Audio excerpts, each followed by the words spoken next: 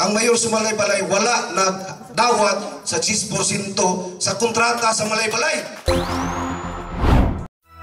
Sakata sa Malaybalay, sakata sa Malaybalay, isinggita sa tanan, sa kanata sa kabukiran.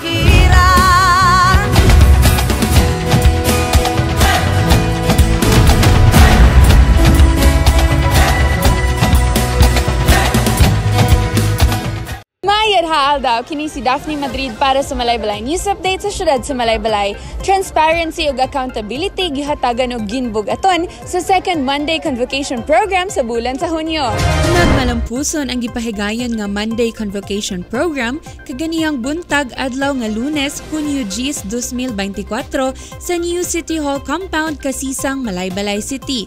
Ang maong programa gipangunahan sa buhatan sa City Accountant's Office nga gipangunahan ni Mr. Carlito R. Juarez sa maong opisina nga adunay tema nga Patriotic Governance, Echoes of Transparency and Accountability, Drawing Strength from Philippine Independence.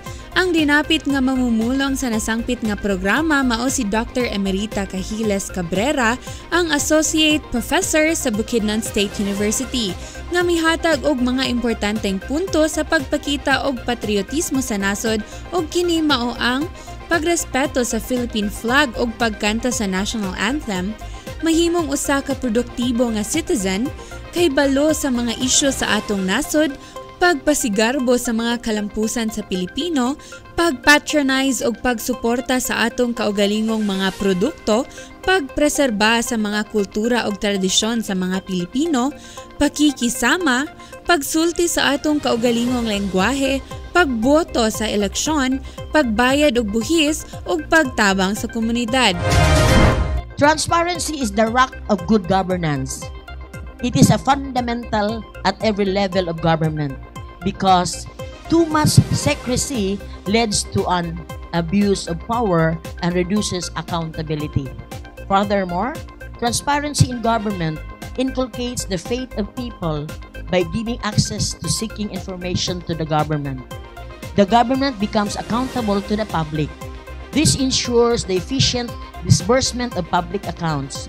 Thus, transparency plays an important role in reducing corruption. Lastly, transparency means everybody in the organization can see what is really going on. In that way, they can make better decisions and feel that they are part of something bigger. There are even more benefits to running a transparent operation. The more information your employees have, the more thoughtful decision they will make. If they can access all information, the more they can work together religiously and abundantly with trust, where trust is the best foundation in life. So I would like to end my speech from the golden motto of the favorite of my brother Domingo Cahiles, Attorney Ruben Canoy, na nag-ingon din ang lungsod nga mapasagaron mo'y makapukan sa atong demokrasya. Apan ang lungsod nga nasayod mo'y makahatag og kusog alang sa atong kagawasan. That would be all. Thank you for listening. This is Dr. Emerita Sharon Cahiles Cabrera signing off. Maraming salamat po. Sa mensahe ni Mayor Warren Pabilyaran, iyaha kining gipaningkamutan nga mapakita ang tanan alang sa transparensiya isip mayor sa Malaybalay ug iyahang gipuyo og gibarugan ang pagka-transparent ug pagka-responsable sa iyahang mga tulubagon sa komunidad ug dili lamang kini taman sa seminar. Sa tungod lang, paningkamutan ako na ang bidding sa Malaybalay open gyud. Kadungog magkita ng mayor na gyud 10% ug ako ginang paningkamutan na mawala gyud. Okay? Mawala kadagan nagami sa kuha na mayor plastaro nato atong pamagi sa Malaybalay kuna unsa day kulang pa.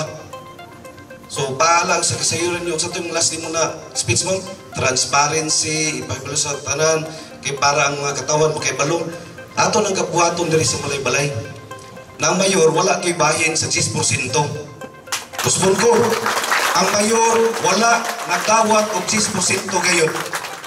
Gani atong 2022 ma'am, nakasave ang Malaybalay 57 million. Tungod lang na sa public bidding. Gani ako pa'y gisaway, ano di kagadawat? Ano di kagadawat? Saan naman ni ma'am? Pagka 2023, nakasave ang Malaybalay 89 million. So kapaningkamutan na natin na mga bilang. Kung sa akong pagkumala diya, mga yun, saan naman? Kaya mo man na, kaya para dili lang ni na maintain kaning transparency, accountability, may lang man na sa seminar. May lang man na seminar. Seminar ma'am Cabrera, wapo kayo na. Giimo bang gipuyo? So para din ka sugod karon, ang mayor sa Malaybalay wala na dawat sa 10% sa kontrata sa Malaybalay. Kaya, gani, napana ka ng STL diya sa Tibok, Province Bukidnon, ang mayor, nanay 1%. Oh, 350,000 ang bulan, ana. Wala ko nagidawat, ano man ako, isot man kaya ano. Ang katawan mo ay kayo. Sige pata dito, piso. Mudaw ko 600, sige piso.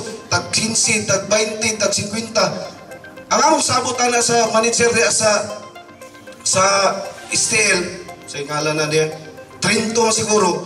Kumam, di ko na dawaton, pero taga-imig ambulansa. Taga-imig o kanang Travis. Wala na ni balik sa opisina. Oh, tinuod. Ayahay, mamayor! Ayahay! 350,000 taga-bulan. Taga-bulan. Taga-bulan. Gusto mo ka mag-transparent? Gusto mo ka mag-accountability? Ako mismo accountable ko ninyo. Ayahay, mamayor yun. 350,000 ni aging tuig pa. Ni aging tuig. Napulo ka bulan pila. 3.5 million. Sa napulo lang ka bulan. Transparent yung gusto.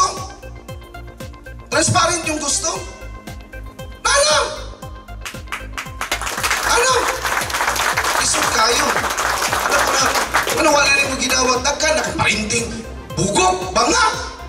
Nung ako malisod kayo kay sugal ba na luoy ba? Luoy ang tao ito, ka-expect.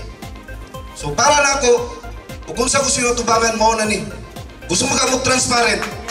Gusto mo ka mag-transparent. Tarong mo na ito ang opisina sa mayor. Tarong mo na ito. Tarong mo na ito. So salamat kay kang Carl. Accountability and transparency. Open ta. Kung questionon ka sa mga Tubaga! Tubaga! Ayaw kadlok! Ay kadlok. Kung mga igsuon, gusto na ako na masabtan sa katawan. Kaya ang katawan manggod, wala kay balong. Ang atong demokrasya, elite demokrasi. Mga arangan lang ang kay balong. Ang mga dasubos, wala lang. Tsakto to ka ma'am, pag-participate, pagbutar. So para na ako, bisan pag isa ta ka oras dere, 2 ka oras isa kadlaw, isa lang. Kung sa akong pagtumala diya, abre yun. Question ako ninyo. Di mo ko madlok. Di mo ko madlok. Di ko madlok. Giyunsan ako ang City Government of Malaybalay. Para makaingon ta ang transparency ug accountability, dili lang para sa mga seminar. Atong gibarugan. Atong gibarugan. Suspon ko, thank you ug ngayong adlaw sa atong tanan. Sa maong programa, aduna usab pasidungog nga gihatag sa Barangay Aglayan alang sa kalampusan sa ilang pinakauna nga Binaki Festival kaniadtong Abril 16 padulong 18, 2024. Ang nasangpit nga programa gitambungan ni Mayor Warren Pabilyaran, 9th Sangguniang Panlungsod officials, men in uniform, department heads ug mga empleyado sa lokal. Ug mao kato ang update karong adlaw sa dugang pang mga balita, mamahimo nga i-follow ug i-like ang official Facebook page ug i-subscribe ang YouTube channel nga Mayor Warren Pabilyaran. Ug kini si Daphne Madrid para sa Malaybalay News Update sa syudad sa Malaybalay. Mayong adlaw ug salamat tungkay.